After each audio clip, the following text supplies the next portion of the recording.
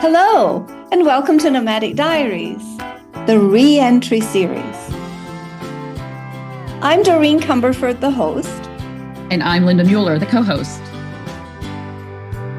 And today we have Renata Urban, who is a language trainer and intercultural communications and debriefing trainer also. Welcome, Renata.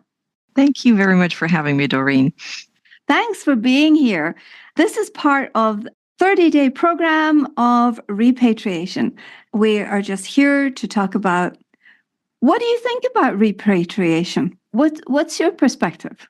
It's much harder than expatriation, that's what I would say. Given that, I find it scary that is often ignored in intercultural training. We're focusing so much on getting our expats abroad, getting them settled in, feeling comfortable. And then we neglect them. We leave them alone, which is say, okay, now go home because it's home, you know, you don't need any help for going home, do you? And that's the biggest issue with repatriation. We don't consider it as difficult as expatriation, whereas in reality, it's much more difficult, especially if you liked your expatriation. Yes, this is so true. So what do you notice are the major stumbling blocks for many of us who come home? The problem is that you go out in the world and you change. The world at home may change a little, but it hasn't changed as much as you have. Your family members, your friends, your former colleagues, your social network, your environment, your neighbors, whoever you come back to, haven't changed from an intercultural perspective as you have. And all of a sudden, you are the stranger, you're the foreigner, you're moving in from foreign lands, and you have these strange attitudes, you have this strange newly acquired worldview that is different from what the locals have, the ones that have never ventured out, the ones that have never stepped in your shoes. So you will have a hard time getting adjusted as somebody repatriating, coming to grips with the fact that you are different. Nobody wants to know anything about it. Everybody finds you a little strange, maybe, and that you're desperately lacking a community of people who understand what you're going through. Yes, I would agree with all of those things. So what do you recommend that people do to prepare themselves in order to come home? It's pretty much the same thing you did before you went abroad. Prepare yourself for going to a foreign country. A lot of people laugh at me when I say that because they say, but it's not a foreign country. I've spent my entire life there. I said, yes, but you're different now. So it is a foreign country. Do the same thing you did before you went abroad, like become self-aware, aware of the new culture, get adjusted, stretch yourself, and actually realize what is going to be different from what you have just gotten used to. You were lucky enough and curious and adventurous enough to stretch yourself to fit into a new culture, into a new country. Now you have to go back and unstretch or stretch again, depending on how you look at it. Prepare yourself for the cultural differences going back, and also prepare yourself for the lack of emotional support because people just don't know what you're going through. So it's not a surprise that a lot of people repatriating are looking for these international expat communities in their original home country. Yes. All of a sudden they're joining these international clubs at home that they were never interested in because they give them that sort of comfort zone, that warm blanket feeling, Yes. because now they finally have people to talk to who are going through the same. Yes. I'm wondering, do we get repatriation stretch marks? Because on your soul, yes. On your soul, exactly. That's nobody can see them, but you can feel them. Yes, yeah. I would agree with that. I would agree with that. So the preparation prior to departure would be the same as you would do before you expatriate and go on an adventure.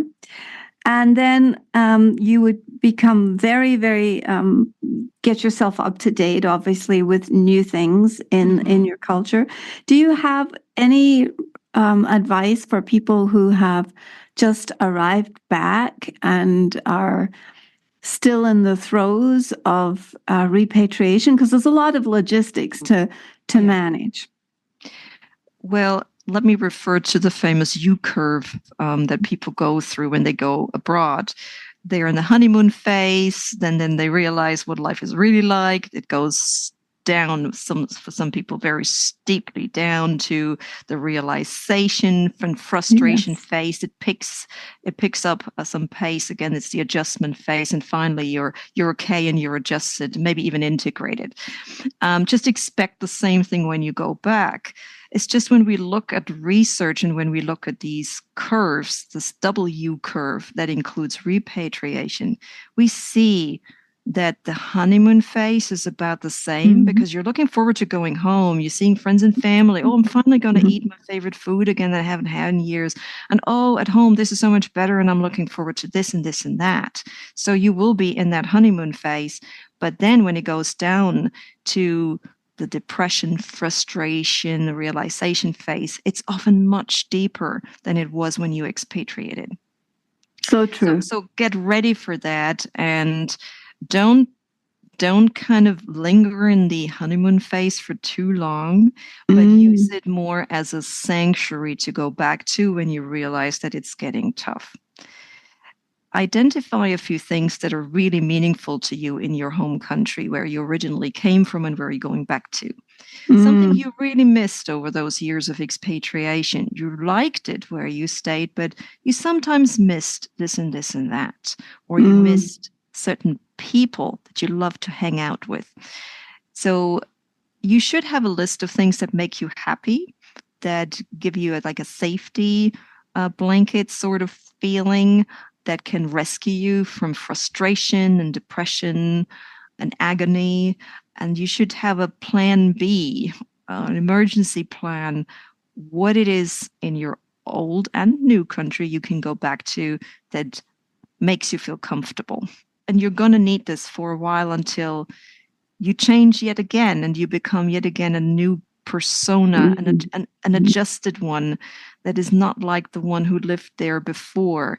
And you will feel comfortable again, but you have to make it through that aggravated period of realization, frustration, and so on.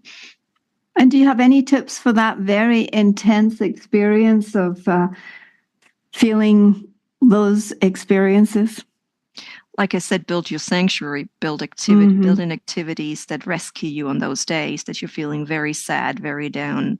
Things that you love, that you love to do. Things that you love, like a network of people that make you feel comfortable, that you can really talk to when you have a low day.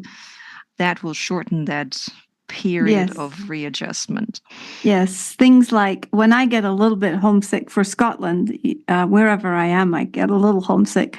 When I have certain things I share a couple of times a year on Facebook about the Scottish, our crazy accents, which I don't embody anymore. But and I find my favorite Scottish comedians, and I always have something on my phone that I can laugh about when I'm in these phases in repatriation. So I think it's important to have something to laugh at, and having a sanctuary is a beautiful way to put it.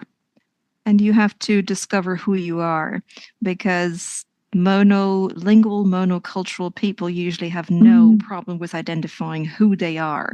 They're very proud of where they live. They love their hometown, the home country. They very much identify with it. Yes, there are some problems here and there, but like I said, you learn to live with them, navigate them. But you were never prepared to actually become a different person when you live and work abroad, or when you stay abroad for extended periods of time, because you get adjusted to the new culture and you feel close to it. You feel like one of them all of a sudden. Now, when you come back home, who are you? Are you one of us or one of them? Yes. So you almost have to divide yourself into two personas. And so I would also recommend that you work on that, how you see yourself. Yes. How you see yourself. Yeah, thank you for that question. Yeah, but for myself, I like to use this overused term global citizen. Yes. But I like to see myself as a global citizen because it allows me to keep every persona from every place I've ever lived in or been to or spent substantial amount of time in. It's like a collection. I call it cultural cherry picking. Yes. That's my way of dealing with it. Yes. But it may Excellent. be different for someone who just had one expatriation and has spent most of their life in one country. They may want to go back to where they used to be. So that may be a very different situation. Once again, you have to find out who you are and what you need to be happy. Yes, yes, very true. Well, on those amazing words of wisdom, I would like to thank Renata Urban. Thank you so much for being our esteemed guest of the day on the Nomadic Diaries Repatriation series. Thank you so much. It was my We pleasure. will Thank you, link Doreen. all your links on the show notes for today. Great. Thank you so much. Thank you.